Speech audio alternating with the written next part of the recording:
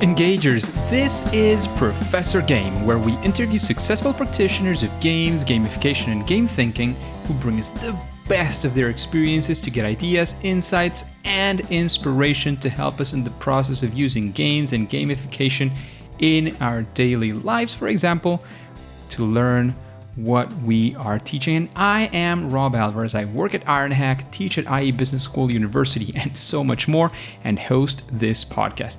If you have an extra second, please go ahead and subscribe for free to our email list at professorgame.com/subscribe. So Engagers, welcome back to another episode of the Professor Game podcast. And today we have Dan with us. But Dan, before we take off, we need to know, are you prepared to engage? So prepared. Let's do this. Let's go. Because Dan Bennett, he leads the behavioral science practice within Ogilvy. I never know how to pronounce you guys' name. There's actually a video on YouTube that helps people pronounce Ogilvy. So it's Ogilvy. Ogilvy. There you go. Ogilvy Consulting London. Looking after clients from the public and private sectors, and he's a practitioner, speaker, writer, and the creative application of behavioral science to the world's stickiest challenges. And joining the practice in its commencement in 2012, he has worked over 80 of the world's major brands and organizations. If you want to get a lot of details on some of those, I'm going to mention Spotify, Facebook, Unilever, Nestle, Public Health England, Gatwick Airport, etc., etc. And there's a lot more details you can get into if you go to Professor Game and you can look for Dan's episode. All of his intro is going to be right there. But Dan, is there anything that we're missing from that intro that you want to make sure the audience knows before we could take off? No, that covers it well. The only other thing to mention is that we are months away from our Festival of Behavioral Science Nudgestock, which everyone can sign up to at nudgestock.com, which is something I'd love everyone to know. Fantastic. Yeah, I've actually been signed up. I haven't attended fully as I would have liked because I've been quite busy lately, but it does the newsletter is fantastic. I get, plenty of good stuff there. And I think it makes a lot of sense for the engagers as well. Remind me, is it still free? It's still free. Yeah, we're on our 10th year now. So we started Nudgestock in 2013 in a small kind of seaside town when we had a couple of hundred people come together. And now, I think a couple of years ago, we had over 100,000 views. So certainly the pandemic has been helpful for getting us to engage a wider audience. Amazing. So joins those over 100,000 other viewers watching this amazing content. Yeah. And watching this amazing content in Nudgestock. But Dan, we always like to sort of understand what it is like beyond the introduction, what it is that you do, like in a regular day, week, however you want to go for it. What does Dan do these days, basically? So I guess that can be answered at several different levels. At the highest level, I combine behavioral science, creativity, and data science to solve some of the world's interesting and important problems with a fantastic team. And at a specific level, I run a team of about 20 different types of psychologists. So we have cognitive psychologists, social psychologists, behavioral economists, designers, creatives, all working together to solve some of those problems, bringing their different lenses to the challenge. That sounds absolutely fantastic. Super exciting as well. And getting into one of those sticky questions that we always like to make and that get pretty interesting, at least most of the times, we would like to know of one of those occasions when you were working on a project using, behavioral science, as you very know well how to do. And, you were trying to go for something and it just didn't work, or, in the test phase, wherever that looks like. We want to go for one of those fail moments or first attempts and learnings, as we like to call them. Can you tell us one of those stories? And we want to sort of be there with you and learn as much as we can. I do like that. We do. We have a term for that, which I think we must have borrowed from somewhere, called being flawsome. So every week in our weekly status, we will each share our kind of flawsome moments from the week before, just so everybody knows that kind of failure is okay. There's an example that really surprised us. So a couple of years ago, we were working with a charity in the UK, and that charity goes out. There's a special week where it makes most of its donations, at least 50% of its donations in this one week. And on Monday, a lot of kind volunteers go out and distribute the envelopes. And the idea is that you kind of fill it up with spare change and cash along the week. And then on a Friday, one of those kind volunteers picks up the envelope, and then they count the money and they see how successful that weekly charity drive was. And given it was UK wide, we were very lucky that we had the opportunity to try lots of different envelope designs. And we tried 6. We had obviously a massive control. And then we tried 6 different envelopes. And we were all, and this goes to the power of creativity with behavioral science to kind of find new and interesting ways of doing things. The ones that we thought were going to work really well. So in the UK, we have something called gift aid, which is basically if you fill out a couple of details, very short details, then essentially the government kind of puts in a bit to your donation as well. And we all thought that telling people to have kind of that if you fill out some details, the government will put in extra money, that would, at least help increase donations in some sense. When we looked at the results, and these were kind of really robust, statistically significantly robust results, there was a massive reduction in the average donation amount by adding in the chance to give extra money to your donation. And we simply couldn't really get our heads around it. Part of it we thought was, is it crowding out the kind of the pro-social urge? So is it that actually it's not all coming from you and therefore you can't feel great about it? Is it the friction and having to fill out some of the extra details? But that shouldn't be the case because it shouldn't have decreased the amount of donations that were made. So we were really quite perplexed with that. Luckily, we were testing out lots of different envelopes at the same time, one of which was a fascinatingly small change, which was just looking at the affordance cues of the envelopes. So we simply changed the envelope from being a landscape envelope to a portrait envelope and had exactly the same details on there as the previous envelope, and it increased donation rates by at least 10%. So even the smallest things can make the biggest difference, but it isn't always the things that we expect. So we were very pleased we'd tested out a variety of options there. Interesting. And did you find out did you manage to make any interviews post this experiment to find out what happened with the people who were, being crowded out or whatever happened there by the government idea? Unfortunately, we didn't get to know. No, we didn't get to figure out why gift aid was such a suppressant. But it was one of those things where, sometimes the rational idea isn't always the one that's going to carry us through. So unfortunately, we didn't get the chance to figure out that one at the end. We have done subsequent tests, and an interesting thing that we've found is that some, if we call them nudges, but kind of behavioral interventions, like uses of behavioral principles to get a desired effect, some combinations of those create kind of what psychologists call Lollapalooza effects. 1 + 1 is 3, 1 + 1 is 5. And some of them together cancel each other out a little bit. So actually the combination of nudges, as we're finding, is not as simple as simply kind of adding them together. Interesting. That's very good. And understanding that it's not always necessarily about adding more. It's about checking which are the things that are helping and checking if together they work as well, right?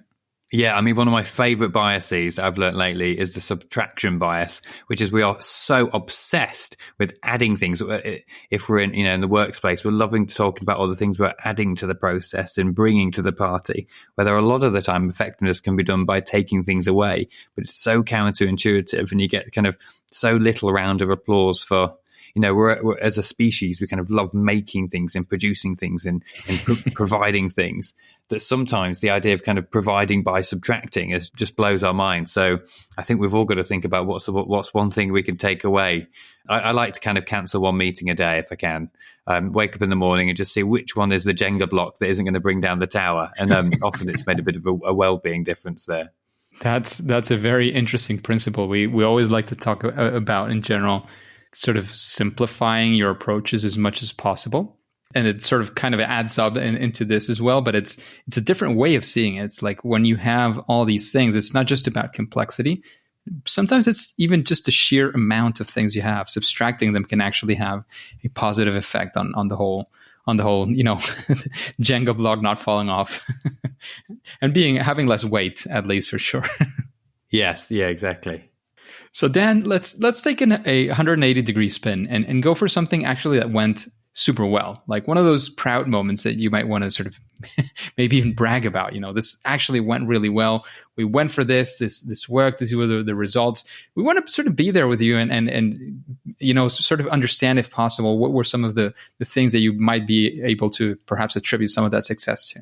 Okay, yeah, this is a really nice opportunity. Thank you. So we had a really, really nice opportunity to work with Kimberly Clark on getting people to wash their hands when they go into a factory and washing their hands when they leave the factory. I mean, we don't need to labor the point of the importance of washing your hands in workspaces to make sure that, that kind of big, terrible things don't happen. So we won't labor that one too much. Initially, we were told that we were going to be working in a chocolate factory. And we were very excited in South America. So we were very excited to be flying over to go and see what a chocolate factory looks like. It turns out there was a translation error. You may be able to tell me which word was translated incorrectly. But actually, it turns out we were landing straight and going from the airport straight to an abattoir instead of a chocolate factory. So I don't know what word is very close in the Spanish language. But needless to say, the team were on their way to a different environment, they thought. When we got there, we were looking at a challenge that existed for over a decade. This hand washing compliance wasn't at a severe rate, but it was at a rate which needed to be improved. And everything had been tried before that you would consider to be a rational idea. So they tried paying people more to wash their hands. They tried paying people less if they didn't wash their hands.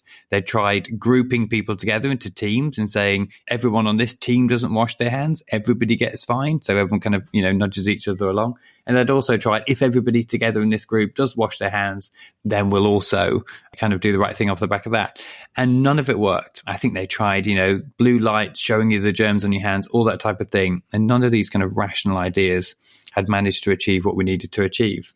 And so what we managed to do was send our behavioral scientists across to do lots of observations. Qual data doesn't get the congratulations that it deserves, really, but we spend a lot of time observing the environment, looking for kind of the unseen factors in the environment and the different psychological principles that we could see at play.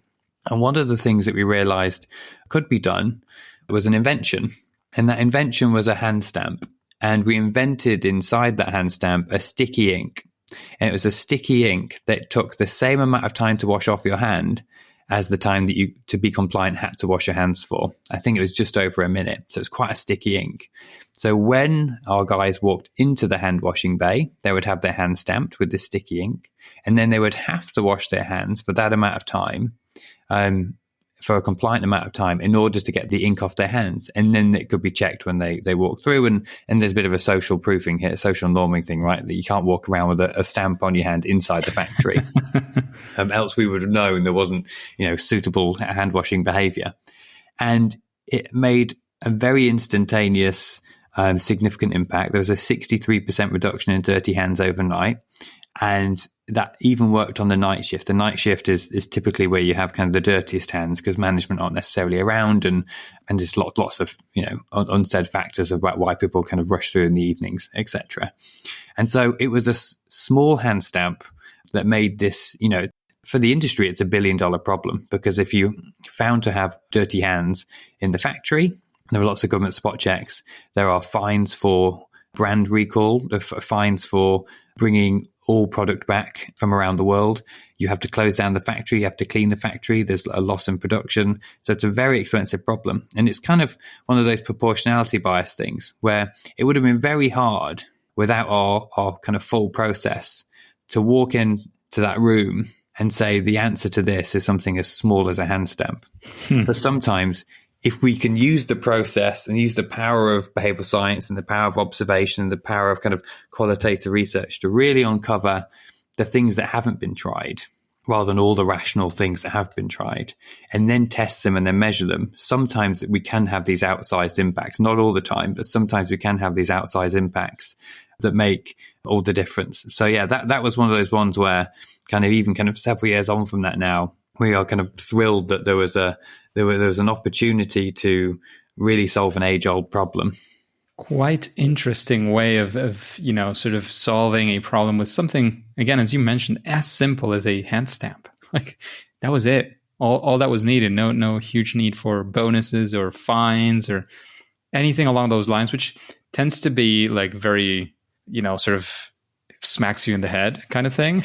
Yeah. Nobody wants to be threatened by a fine. Nobody wants to be, getting a bonus for washing your hands. It can be nice to get the bonus, but then it's like, well, it's kind of weird. Actually, just give me the money. I'll just wash my hands every time. It's one of those things that is not obvious, but can have, as you were saying, an oversized way of changing behaviors, which is exactly what you guys were aiming for. And you mentioned, you went in there, you looked at what had happened before, you made all this research, and then you started doing qualitative research and looking at what people were doing. And that sort of brought to my mind a question that we always make as well, is to try to understand if you have some form of a process. I know you have a full team as well. How do you approach these problems and looking for solutions? Do you have a series of steps? How does it work in general? Well, the kind of overarching steps are quite similar to design thinking. So we're kind of diagnosing the challenge up front. Once we know we have a behavioral challenge, getting from the business objective to the behavioral objective is often the hardest part, to really define the problem that you're overcoming in terms of the things that you want to get people to do. That's kind of the key. Once we've got that how might we get X to do Y statement, it's about diagnosing the challenge. And often there's lots of existing information. Often we're not coming to the challenge that's never been looked at before. We're coming to challenges that have been, looked at many times and haven't been solved. And so there's often lots of existing information that we can kind of interpret through a behavioral science lens. So there's some great models out there that we use to populate, to see, of the different factors that we know that affect whether a behavior happens or not, which ones have been investigated and which ones haven't. So you kind of find where the gaps are. And often there's kind of 2 or 3 gaps that haven't been looked at yet. And then we design a research program to really delve into those gaps. Once we're pretty certain that we've kind of understood the psychology of the situation and we know what are the key barriers we're looking at, we then set to create and kind of design the interventions to overcome those challenges. And then from there, it's about, usually we'd come up with about 3 to 4 different interventions, depending on the channel, but usually about 3 to 4 interventions that then go into testing. And we've really found the testing to be the crucial part as well. So they're the kind of the 3 elements. What's really important about doing behavioral science, we've found, is that creative part. So if you think about, if you go on an airline's website and you'll be looking at flights and it'll say 2 flights left at this price. And we all know that's using the scarcity principle because we've evolved to desire more what we think there is less of. So when we know there's 2 flights left, that should be harking on our scarcity bias in our heads that we've evolved. Now, what we've found when we've looked at different data sets is that actually 2 flights left at this price tends to perform less well over the years because we get used to it. We kind of adapt to its usage. Now, what hasn't happened in people's heads is that we haven't become immune to scarcity. That's still there. That's been around for millions of years. It's going to be around for millions more. What we have got worn out to is the execution of the scarcity principle. So creativity is super helpful for helping us find new ways of working with the psychology that we have. We say that all behavioral science is understanding the patterns in human behavior. Human behavior tends not to be as random as we think it is. There are lots of patterns there. And by spotting those patterns and giving a language to it, allows us to navigate these situations. And it allows us that when we're kind of designing these new interventions, we're hopefully having fewer happy accidents because we're knowing what it is in someone's head or in a group of people's heads that isn't allowing them to do the behavior and what might help them do that behavior. And then we're designing ways through it, and then we're testing which ways. It really is quite impossible to guess which intervention is going to work. As I mentioned with the charity case study up front, even, after a decade of working in behavioral science, I would have fully expected to have had, some kind of benefit from an economic advantage to donations, something at least, certainly not a significant reduction. And yet sometimes it can be something as small as kind of the orientation of the envelope that can trump things. So there really isn't a power to that, which is why we have, this kind of foundation of behavioral science, and then the creative stage, and then the testing stage. We found it's like a 3-legged stool. If you take any one of those away, it doesn't work as well. Yeah, the doing each of the things once you get into a process. I don't know. I'm pretty sure this has happened quite a few times. See, like a client says, "Yeah, but we need it faster. What can you just not do so we get there faster?" It's like, no. If we don't do one of these things, you might not get a solution, which is what you're actually craving for, right? Exactly. There was a really great, I can't remember who said it, unfortunately. It was a great phrase used on LinkedIn of all kind of fields of marketing and innovation and design. It's all precision guessing. Nobody knows the answers, but it's all about precision guessing. And hopefully we're all trying to get more precise together and kind of adding these different disciplines together and kind of solving problems in unique ways. But all anyone is doing is precision guessing. So yeah, I think there probably is a correlation between the amount of kind of insight that we have and kind of the ability to solve it, definitely. For sure. And one of the things that you mentioned there, which you've found as well as crucial, is the whole testing phase. No matter how much experience you have, you might have some insights into, oh, maybe this should perform better, or, you know, your muscle or your creativity muscle is more exercised and you get more ideas. Which is going to be the idea that works? You know, only testing will tell you. The rest are opinions, as my director likes to say at Ironhack. He says, you know, the rest are opinions. You just look at the data, right? Yeah. We had an amazing time working in South Africa, you know, on this point. And it was working with fizzy drinks company. And we were looking at driving a certain color of the fizzy drink. So it was the red label rather than the black label, basically. And we had lots of research. We spoke to lots of people to see what are the barriers and what are the potential psychological drivers we can use. So we did observations, we did interviews through a psychological lens, and we did, you know, some surveys, and we had a lot of insight. But the answer that we were looking at was looking at the fridge design.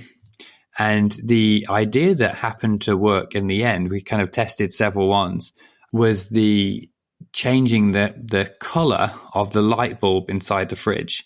So when we changed the light bulb from white to red, it increased the amount of purchases of the red labeled fizzy drink, which is fascinating, and by quite a significant amount as well. Now, I bring up the South Africa element of it because we were working in townships, which aren't, you know, don't have the most sophisticated point of sale systems to be able to run all the tests that, you know, our industries like to understand. And so what we had to do was, when we were there, like you say, the idea of deadlines were coming up, and we didn't have much time. So we had to think on our feet and kind of round up as many, they're called spaza shops in South Africa. So round up as many spaza shop owners as we can, convince them to trial a different type of fizzy drink fridge. But then also, because the point of sale systems didn't differentiate between the colors of the labels, it was just that fizzy drink brand or not. We then had to, in each of those stores, hire local people to sit and count what was sold. And literally sit in the store and tally when a red one was sold and when a black one was sold, to then put those data together to then figure out the significance testing that we do. So it's one of those situations where, if anyone's ever asking, why don't more people test? It's often because it's really hard. And people often aren't set up for even quite simple tests. And obviously, you know, everyone gets to work in very unique environments so unless we're working on kind of websites, and even then, not you'd be surprised kind of the amount of companies that aren't set up for testing. I'm sure you know, but testing is hard, and but it's very, very valuable. So it is often the stage that is a kind of, you know, it's like manana. Yeah, we'll talk about it later. We'll hit the snooze button on the testing. Let's talk about the fun bits of the foundation of behavioral science and the creativity. That sounds great. But the testing, yeah, we'll talk about it later. But it's often the part we really, really try and get in, because sometimes with these outside impacts, it can be quite hard to kind of, as I said earlier, kind of point to some of these more left field, novel, unique solutions that are incredibly powerful, but aren't as conventional up front and don't have that sense of proportionality to them. You know, the light bulb that changed the sales, the hand stamp that changed the hand washing behavior. And so testing is we can't take away that leg of the stool. For sure. Just a quick break before we continue. Are you enjoying this podcast? If you're listening through a podcasting app, please subscribe and rate us on the app. This will be of great help to reach more engagers so we can change the world together through gamification. And Dan, when using these creativity, behavioral science, and all these things combined, have you found that there is some sort of a best practice, something that, you know, makes your projects go a little bit better or a lot better? I think one of the key things is the types of, because we get brought into challenges where the classic toolbox hasn't worked or hasn't worked enough. or isn't working over time, we tend to work on parts of the business that don't neatly sit in one silo, unfortunately, because organizations tend to be kind of organized by the channels that they're working on rather than the kind of the overall behavior change discipline. And therefore, we tend to work on projects where there's at least kind of 2 or 3 or 4 parts of the business coming together to make something happen. And therefore, the ability to one of the strongest skill sets that we need to do our jobs is the project management coordination. And part of that is figuring out ways of working that are succinct enough. So we do find that whether we don't do kind of the traditional sprint, kind of, a 5-day offsite with every day being different and getting to the end of the week with a prototype, we don't do that very often. But we tend to find kind of a cycle of about 8 weeks is enough to galvanize people in the organization together, but not enough, not too long that they get bored with it or get distracted by other priorities. 8 weeks, something happening quite frequently, several times within the 8-week period is enough to kind of keep everybody motivated together. As soon as something needs to be done in kind of 3 weeks or 4 weeks, it tends to drop off people's radar.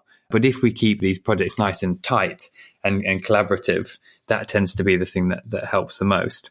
Behavioral science is already a fantastic convener, because often when we're talking about these stickier challenges that haven't been solved yet, there can be some kind of baggage that people bring to the project, right? People have tried it before. They've tried working with other department before and it hasn't worked because of certain, other psychological reasons that might be there. And but what behavioral science does is it kind of gives everybody a new language to speak, which kind of reframes the problem. And no one department comes in as an expert. So it's not like you're going round to someone else's house. You're all going round to, you're kind of meeting in public where you're all learning something new together, all learning a new language, all learning a new skill set. And that's why it's a great convener, because you're not on anybody's turf. And the power to kind of get people to look at a problem in a fresh light is kind of half the battle to get people to believe that a change can be made. If you worked on something for 10 years, or if the organization's worked on something for 10 years and it hasn't changed, it's quite hard to convince people that in the next 8 weeks, we're going to do something that's going to make a change. But that's why, the power of the behavioral science has been a convener. I think we found kind of accidentally, it's been really powerful.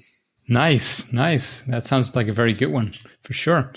And then, if, listening to these questions, maybe you said, I've heard this person, or I'd like to hear this person answering these kinds of questions before, sort of a potential future guest for Professor Game.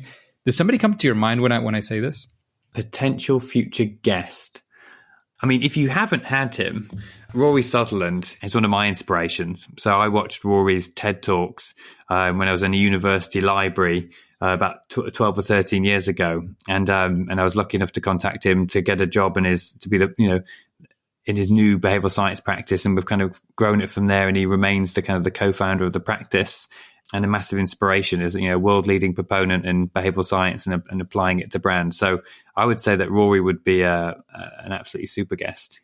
Sounds like a very, very good one for sure. And talking about inspiration, you mentioned Rory. Is there any book that you would recommend an audience like this one? Again, I think people who are thinking of using behavioral science in ways maybe like gamification or others, where they could maybe get inspired and see something, or, maybe something very specific, or just general inspiration. I don't know. What does that make you think of? It makes me think of, so Rory was one co-founder of the practice. And then there was also a man named Jez Groom, who was the co-founder of the practice. And Jez now since left us and started another behavioral science practice. And he's published a book called Ripple. And Ripple is an amazing, warts and all, behind the scenes look at really doing behavioral science work. So whether every time, we hear about behavioral science case studies kind of in the wild or on podcasts, we tend to hear a really nicely polished version where everything goes well. Now, Jez has gone back through lots of kind of our work together back in the day at Ogilvy, and also some work that he's been doing with his current business, and really tell some honest stories about how it really works and some great tips. And so I think that Ripple by Jez Groom and April Vellicott would be a great read. Sounds like an incredible book to read for sure. Thank you very much for that recommendation. And in the world of, behavioral science and all these things, and creativity, of course, What would you say in your case? Like, what does Dan do great? What is your sort of superpower? That thing that you do at least better than other people? You're probably going to have to edit out a 2-minute pause. I think about this one, while I go through the long list of things that it potentially could be, obviously. Let me scratch around for that one. Yeah, like that kind of thing that you would say, well, this is the thing that I at least do better than most other people. That kind of thing where like probably it has to do with your role, and that's why you're doing what you're doing. It's basically that kind of superpower, as we like to call it. This is where you have the edit thing where it says like 10 minutes later. No, it was. I think someone told me this when I was on a course, and they said you're good at making the complex simple, and I think that's probably a lot of behavioral science, which is. There was a time when behavioral science was a bit Richard Dawkins, and now it's become a bit more Brian Cox. I don't know if those references are too UK specific, but basically we're getting a little bit less dogmatic and a little bit more inspirational. And I think a lot of making behavioral science accessible to people is about taking the complexity of it and making it simple. Not too simple that it makes it kind of ineffective, but that people can understand it, and that kind of, I really care about taking behavioral science from the kind of the dusty academic tombs and putting it into the hands of the people that really make a difference in the world, whether that be in the private sector, public sector, or the third sector. And so, yeah, I think that the power to kind of take the complex and make it simple can make a bit of change happen. Sounds like a very significant superpower and a very important one nowadays. And it's kind of a part of the mission that we're at here is making these kinds of concepts accessible to people. And hopefully we are doing a part of that job alongside Dan and other fantastic people trying to do that as well. So Dan, we come to a difficult question, at least for our typical guest, which has to do with gamification. But in your case, I don't know if you like some form of games, and sports are included as games. Things you do with your kids are included as games as well. Do you have a favorite game? I'm basically terrible at sport. I used to be a figure skater when I was younger, so I did a bit of that, but I genuinely don't follow much sport. And I do get really into any game that's advertised to me for free on Instagram. And, it'll have a ton of ads in it, but I'm just so addicted. So I do go into all that. But obviously the big one right now is Wordle and Hurdle. And I just love the simplicity of them. And I love the fact that we all do it together. And it's in a sense, a communal experience. I think that's kind of the power of it, really. Certainly is. Very, very interesting games as well. Thanks for sharing that. And you were talking about before how you sort of test out to manage to get the things to the right place. Every now and then, and that was maybe as kind of a sort of a test. Every now and then somebody just gets a brilliant idea and, goes for it. And it actually works. At least from the little I've been able to read about how Wordle, began, you can call the making a game for your partner. You can kind of call that a test, but I'm not sure that there was any sort of planning behind doing some testing and getting it a lot better for a huge audience as it has achieved at this point. So that is a very interesting case of sort of the unicorn that you see every now and then, right? And that's what I absolutely love about working in the cross-section between behavioral science, data science, and creativity, because tomorrow, me or one of the team or anyone we work with could come up with an idea that changes the world. And we also may not do that. There's something really addictive about that kind of variableness of what comes out your mouth and the ability to kind of spot the magic in each other's and kind of the rough diamonds that come out of our mouths. There's a great book from Sam Tatum coming out very soon called Evolutionary Ideas. And it's a really great take on innovation and how we tend to think that innovation is about like mad genius and flashes from nowhere and doing new and more, when actually some of the best ideas, whether you know it or not, are built on existing ideas that already exist in the world, and they kind of evolve on top of each other. And so really one of the best things we can do is when we're looking to think about new ways to do something, we should actually, and Sam would be another awesome podcast guest, we should actually be looking at how similar categories and other categories have solved the psychological challenge that we're looking to do, find out how they solved that, and then use that as inspiration from our own ideas. Because often if it's a flash of inspiration from nowhere, that's because your brain's been kind of drinking in over the past few years lots of different stimulus, and then it kind of puts those two ideas together. So, and he talks about how to kind of look at evolutionary ideas in a much more systematic way, so we can have more of those, fewer happy accidents. Nice. Sounds very, very interesting as well. And Dan, I don't want to take a lot of time of your agenda, or more time at least than we scheduled for sure. So I'd like to know if you have any final words, any final advice you want to give the engagers. Of course, let us know where we can find more about your work and what you guys are doing over there at Ogilvy. So this is basically your time to say, bring it on and say whatever direction you want to take. I would just love to say that, the behavioral science community is one of the most welcoming, kind, generous communities anyone could hope to be in, I think. And I think there's not many people in the industry that wouldn't give anybody 5 minutes to talk about what they do. And so I think we're all very lucky to have that. It's kind of, in any kind of behavioral science organizations tend to be co-opetition is the phrase. It's kind of competitive, but we kind of really all need each other as well to grow. So it's a wonderful time to be in behavioral science, kind of 10 years into its growth. It's real kind of strong applied growth anyway. And so to carry on that theme of sharing, there's two things that are definitely worth mentioning. One is every year, Ogilvy Consulting's behavioral science practice release our top case studies from around the world. And so we publish it in a document called our annual. So if you search Ogilvy Consulting and the annual, that should come up. And you will be able to look at, I think we published 10 cases this year from around the world with some video components too. So definitely worth having a look at that. And we publish that every year. And then what's really exciting about this year, on the 10th of June, we are having our 10th Nudgestock. So Nudgestock is the world's biggest festival of behavioral science and creativity. We cover lots of interesting topics. We have some amazing speakers. We have Nobel Prize winning psychologists. We have Professor Daniel Kahneman. We've had Richard Thaler. We've had Dan Ariely. We've had all the names. And we've also had kind of top comedic names. We've had John Cleese and Ruby Wax, really kind of representing that creativity side of things. And this year kind of promises to be amazing too. And it's free. And it's going to hopefully be about 10 hours long for our 10th year anniversary. So I'm sure we're all going to be absolutely exhausted by the end of it. But and there's also 9 other Nudgestocks. You can go back onto our YouTube channel if you search Nudgestock and watch them. And there's some great ones. So that's our kind of gift to the behavioral science community to hopefully enjoy. Sounds like an amazing gift. Plenty of content there as well, as you can tell, engagers.